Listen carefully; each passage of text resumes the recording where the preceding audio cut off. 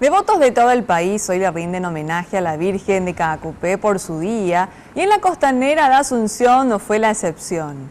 Pobladores de los barrios ribereños y lancheros de la bahía fueron los encargados de realizar una procesión por el río Paraguay.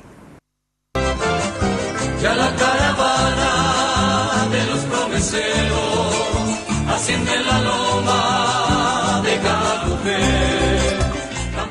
Estos fieles no subieron el cerro de Caacupé, pero sí decidieron abordar el barco catamarán para realizar la procesión náutica llenos de fe y esperanza. Todos se encomendaron a la Virgencita de los Milagros. Hace 2 años la Virgen María Rosa Mística se ha manifestado en mi casa a través de todas mis enfermedades. Me dio la sanación y todos los días a las 6 de la tarde rezamos el Santo Rosario en mi casa.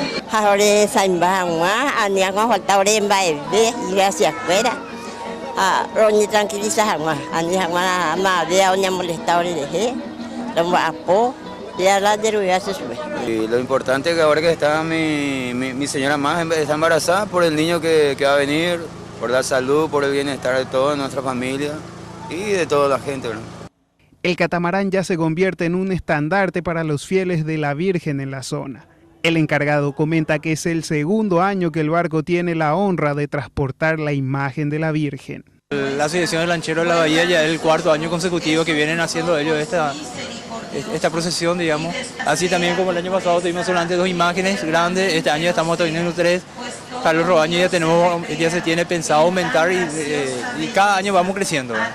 Más de 30 personas de los barrios aledaños y en compañía de los lancheros realizaron esta demostración de devoción por el río Paraguay.